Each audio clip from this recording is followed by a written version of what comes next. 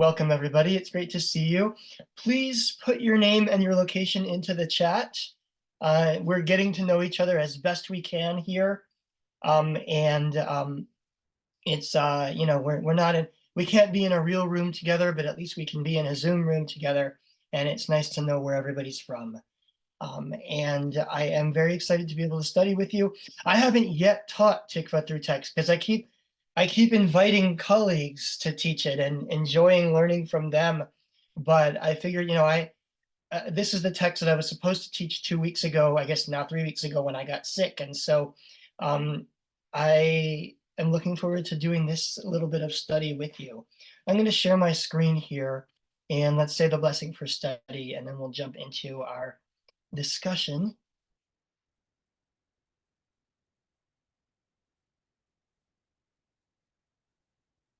All right, is everybody sharing my screen to see the blessing, or seeing my screen, see the blessing? If you'd like, you can unmute and we'll say the blessing for study together. It's not showing. Oh, it's not? Okay, let me reshare. You shared, but it was not the blessing. I shared the wrong thing. Okay. There. How's that? Okay, let's say it together. Baruch atah Adonai Eloheinu melech haolam asher kidshanu b'mitzvotav Torah. We praise you, Eternal One, whose mitzvot make us holy and who commands us to immerse ourselves, to engage ourselves in words of Torah. So the text that I brought today is one that I have never taught before and that I actually just discovered in my own study with my chavruta, with my study partner, about a year ago. We had been studying weekly parsha from this Hasidic Rebbe known as the Darchei Noam, or the Slonimer Rebbe. His name is Rabbi Sholom Noach Berezovsky, died about 20 years ago. His son, actually, who's also Rabbi Berezovsky, is the current Slonimer Rebbe. And as you'll see, this text that we're going to look at is very much about the ways that we can find hope, or, he's not using the language of silver linings, but find essentially the possibility of growth out of a moment of destruction or a moment of suffering. And so even though the word tikvah, the word hope, won't come up here, I think it's still about hope. So a couple of words about the Slonimer Rebbe, about Rabbi Sholom Noach Berezovsky. As you can see here, he's born in 1911 and died in 2000. So, now 23 years ago, 24 years ago or so. He was born in Belarus in the Pale of Settlement and grew up within the Hasidic community. He was for a while, I think, a student at the Chabad yeshiva in Eastern Europe. And in the early 30s, made his way to Palestine. When many Jews were starting to leave Eastern Europe, he made his way to Palestine and participated in the ultra-Orthodox community of Jerusalem. Ultimately became married into a great Hasidic dynasty of the Slonimer Rebbes and became the Slonimer Rebbe. The Slonimer Yeshiva is still in Jerusalem. I've been there. I know that because I bought some books there last year when I was in Israel. The community of Slonim and the Slonimer Hasidic community was largely wiped out in the Holocaust. So that's the other thing we have to know about this Rebbe as he's writing. And these writings are from later, probably late 20th century, but that he is overseeing a community that has been devastated and to a certain extent resurrected in Israel. So the Slonimer community now exists almost entirely in Jerusalem, and that certainly is where their yeshiva is, no longer in Slonim, no longer in Eastern Europe. So this is from his book called the Netivot Shalom. Sorry, I said the Darchei Noam. Darchei Noam is his son. His book is called the Netivot Shalom, which means paths of peace. So this is from a section that is actually about it's about Rosh Hashanah. Why am I bringing a Rosh Hashanah text on January 4th? Well, a happy coincidence is, of course, that it's New Year's, but really the truth is I just liked it, and so I thought we'd talk about it. And this is from his section that's on the period of time that's called Bein HaMetzarim. Bein HaMitzarim. Anybody know what Bein HaMitzarim means? This is the period of time that in English we often refer to as the 3 weeks. This is the 3 weeks preceding Rosh Hashanah, essentially leading from the 10th of Tevet until Tisha B'Av. So the 3 weeks of mourning and destruction that are about a month before Rosh Hashanah, which is a period of time of sadness. It commemorates essentially the time between the breaching of the walls by the Romans up through the time of the destruction of the temple on the 9th of Av. So this is clearly a time of destruction and mourning. And it's worth noting, it comes only a few weeks before Rosh Hashanah. So that's the interplay that the Netivot Shalom is going to be playing with here, of the destruction that comes before the rebirth, essentially. I'll also say he is an ultra-Orthodox rabbi, and so, I don't know if I fully agree with all the ideas that he's postulating here, and that's why I wanted to bring this. I want to study and see what we think about what he's positing. So the base text for what and the other thing is, this is my translation. Sorry, 10th of Tammuz, not Tevet. Thank you, Sue. The other thing is, this is my translation, and so it's a little rough. It's just what I threw together when I was reading this text. So his base text comes from Psalm 118, where it says, Min hametzar karati ya, anani vamerchav ya. This might be familiar to some of you from the Hallel Psalms. You might be able to sing it. Oh, I forgot recording. I forgot to start recording. Shoot. Here we go. No, I didn't. I am recording. Am I recording? Yes. Okay. You are recording. Thank you.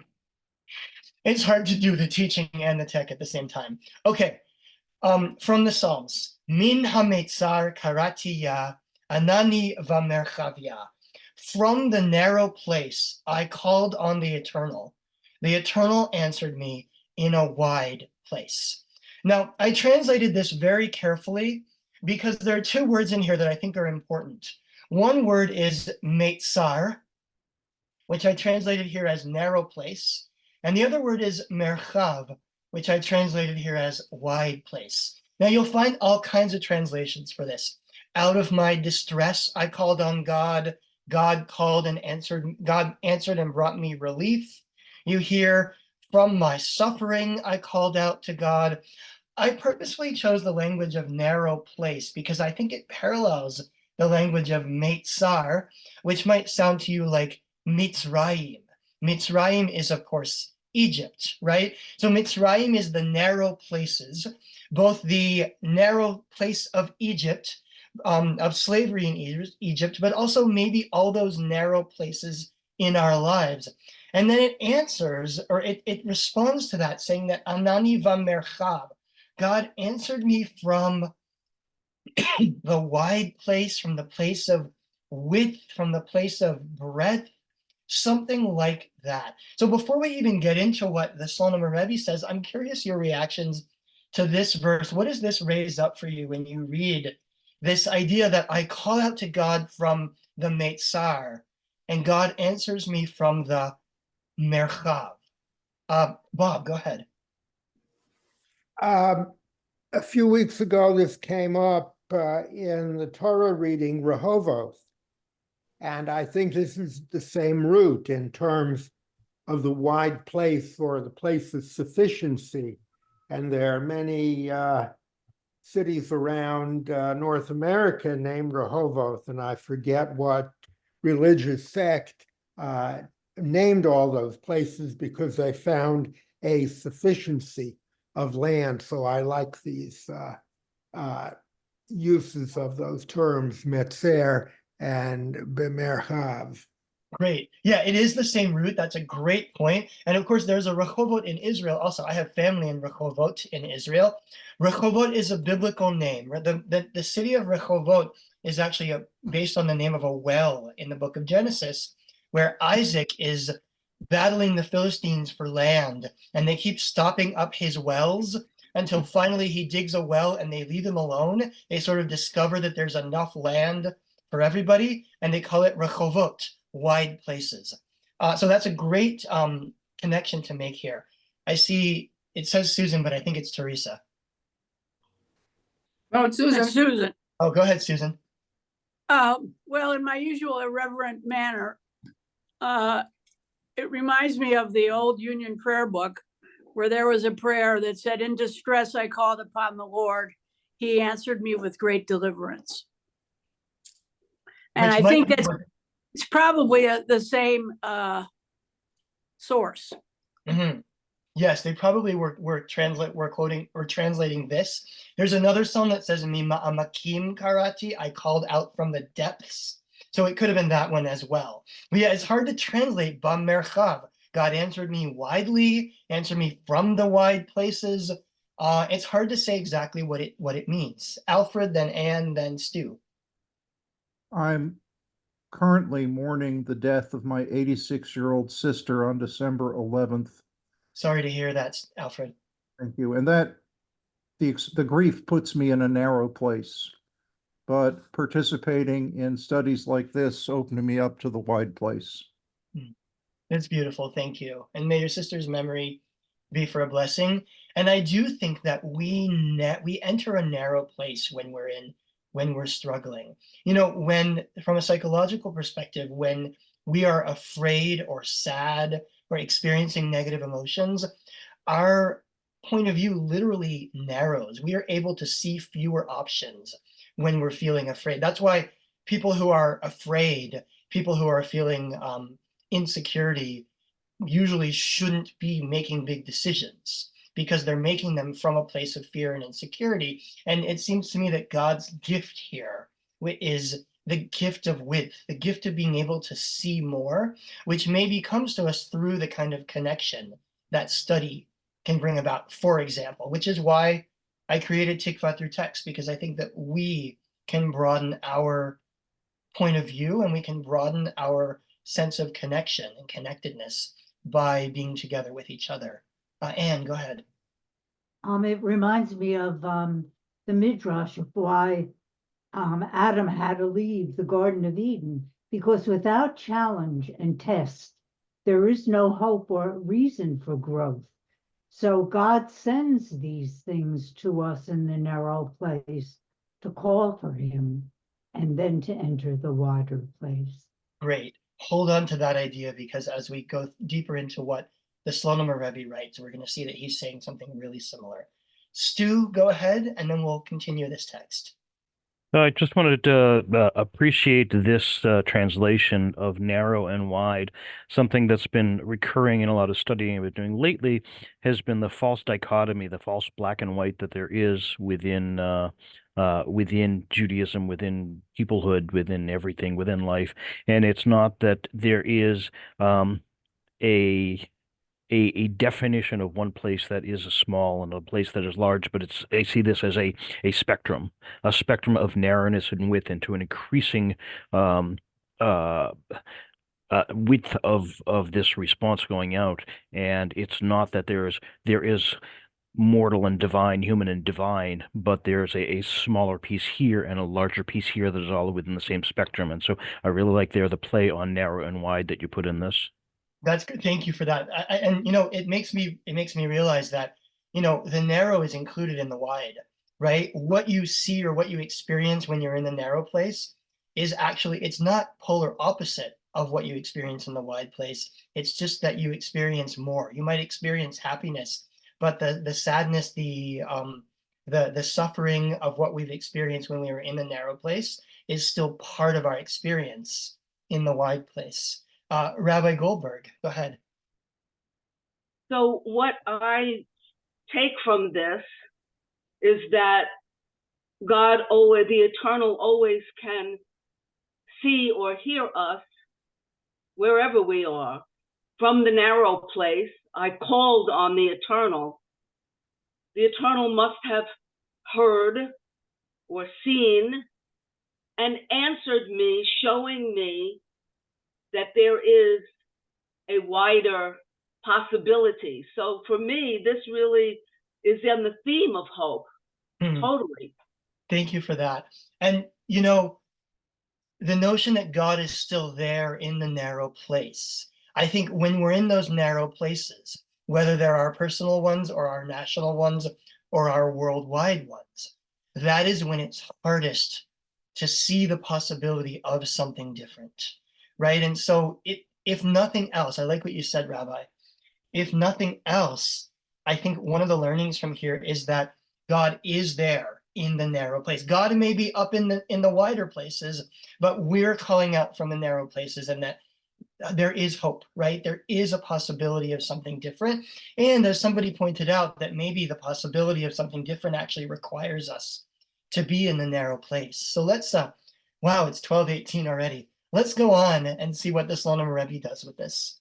He says, it says in our holy books that the 22 days of Bein HaMitzarim, the time of mourning that we were talking about before, are juxtaposed to the 22 days of Yerach HaEtanim, month of the strong, which is another way of saying the time from Rosh Hashanah to Shmini Atzeret. So this is what we rabbis call like the annual Jewish Super Bowl, right? Those 3 weeks of just holidays after holidays after holidays. The Rosh Hashanah, Yom Kippur, Sukkot, Simchat Torah, right? Those 3 weeks. He's saying that there's a reason that there's 3 weeks of this and then 3 weeks of that. The one is juxtaposed to the other. The explanation of this is that God created the world out of nothing. And in so doing, it was established that the way of the world will be that before any growth, there must be a lack. This is an important word in this writing.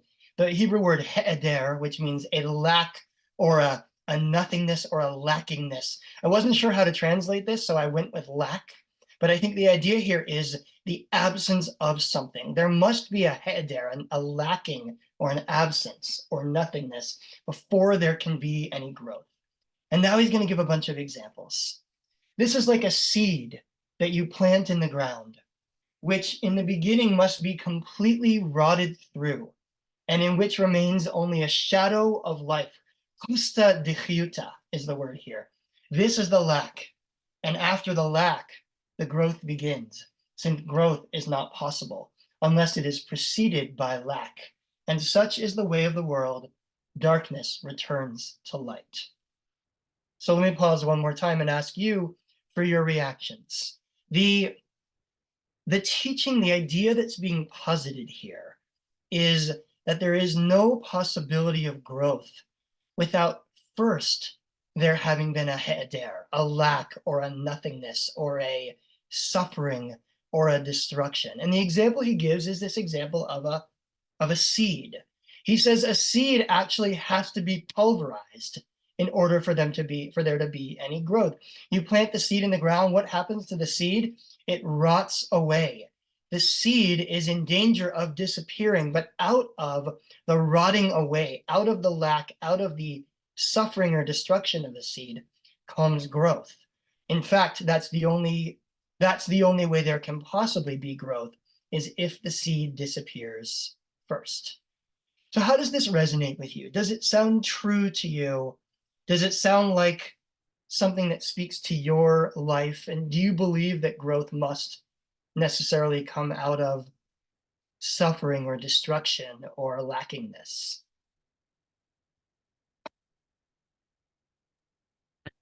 I'd say it can, but it doesn't have to, is my personal philosophy. There's certainly opportunities and certainly a brightness to be found or to be searched for in distress and in the narrow place, but I don't think it's a precondition for growth. Mm-hmm. So in other words, growth can come when there hasn't been destruction or suffering, but there is the possibility of growth out of suffering. Other thoughts? Is this an idea that resonates with you? I see Anne. Go ahead, Anne. I think that it refers to the concept that this world was created for challenge so that you can grow and become more holy and be in the image of God, which is how you were originally created. So without these tests and challenges, there cannot be growth, and you cannot become a better human being to serve the other people on this world. Mm-hmm. In other words, the challenges, the tests, these are the ways that we grow, that we learn, right? You have to, what do they say? You have to get knocked up to get back up, knocked down to get back up again. Those are two To very gain different things. wisdom, Say that again, Anne. to gain wisdom. To gain wisdom, right? That, and it's, I think maybe it shows us two different ways to look at failure, right? Is failure failure, or is failure the way that we learn, the way that we grow? Rabbi Goldberg, go ahead. I think that it can be both and. A lot of times we hear people saying, I thought there was something missing in my life. I like the word lack rather than suffering, because I don't think it necessarily necessitates suffering, but if you're missing something, you are in a narrower place, and that missing something, whether it's, somebody who is looking for a new career or something, because they're missing some sense of satisfaction or creativity that they have to go looking for. And so I don't know that it has to be suffering, but it can be just that sense of there's something else for me. There's something I need. There's something I need to look for. So that's the way that I like the word lack. Mm-hmm. Yeah, which I think goes back to this teaching. And again, I don't know that I believe this literally, but the idea that God created the world out of nothing, that there had to be a nothing in order for there to be a something, right? How can we appreciate moments of joy, happiness, growth, etc., if we haven't also experienced moments of sadness or lack, or or non-growth or failure, right? That maybe the one is always in juxtaposition to the other. And I like his image of the seed, because I like the idea that the seeds of our growth are always implanted into the moments of suffering or the moments of lack that we're experiencing. I don't know that it's easy to feel that when you're in those moments, but I think that sometimes afterwards we can look back and we can say, oh, this is what came of that. This is the silver lining, that, or the growth, or the transition that came out of that moment that I experienced largely as one of suffering or lack. Let's go on a little bit here, and again, I'll continue to get your responses to this. He said, "It is as our sages said in Avot 4:16, this world is like an antechamber before the world to come. Prepare yourself in the antechamber so that you may enter the banquet hall. This world is only an antechamber, that is to say, the lackingness that comes before the great light of the next world." So he's now made it about this world and the next world. This world is only an antechamber for the great light of the next world, which means that all the suffering, all the hard things that you're going through in this world are really only intended to help you appreciate the next world. By the way, I don't know if I totally agree. In fact, I think I completely don't agree that our emphasis ought to be on the next world. But again, if we read this for the philosophy behind it is that what you go through can help you find a better place, can help you grow into something different. He says, similarly, the way of creation of humanity begins with lack. Since first is the time of being a fetus and a suckling, and only then do we grow larger or greater. In other words, we start off small and we start off as a something very lacking, and then we grow into something greater. And finally, and this to me is the kicker, and I find it really powerful, this is the way to understand a destruction or chorban that comes before the great tikkun of the coming of the Messiah. The destruction is the great lackingness from which tikkun is built. So the word chorban, destruction, refers most oftenly to the destruction of the temple, right, in the year 70.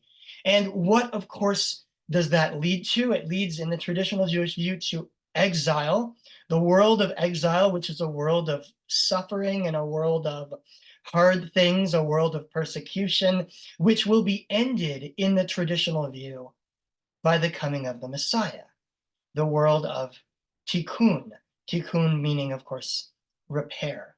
So he suggests that the destruction, the Churban, is the great lackingness, the great he'eder from which the Tikkun is built. Let's unpack that sentence a little bit. What are your reactions to it? That the destructions, and I want to now make it not only about the one of the temple, the destructions are the lackingness from which Tikkun is built. Rabbi Goldberg, go ahead. Got to get the mute off. So I also don't think of this world and the next world as referring to end of days or the time of the Messiah, but each one of us, I think, in our own growth passes through different worlds. And the world we are in at the moment, for each of us, may be different. Some of us may be in a very comfortable place, and that comfortable place might not spur us to move forward. I lived in two different worlds. My undergraduate degree was biochemistry, the world of science, the world of experimentation. And at some point, I found that it was lacking. It lacked some dimension of life for me. That's what led me to become a rabbi. So I think that this, in some way, this lackingness is what moves us or pushes us forward. I feel very sad for someone who is in mourning, as we heard here. And it is a lack. There's a lot of things missing in that. But at some point, if you don't move forward from that lack, then that's sort of the end of this world. You know, you need to move to another level. So that's my thought about it. Thank you. Yeah, and it's interesting to think about the ways that those lacks, those moments of lack, actually move us to, you know, making changes or growing, you know, and that can be a lack that we feel in a career, a lack that we feel in a relationship, a lack or a suffering that we undergo physically, right? But that, and you know, I think the other important flip side of that is it doesn't actually negate the pain that we feel.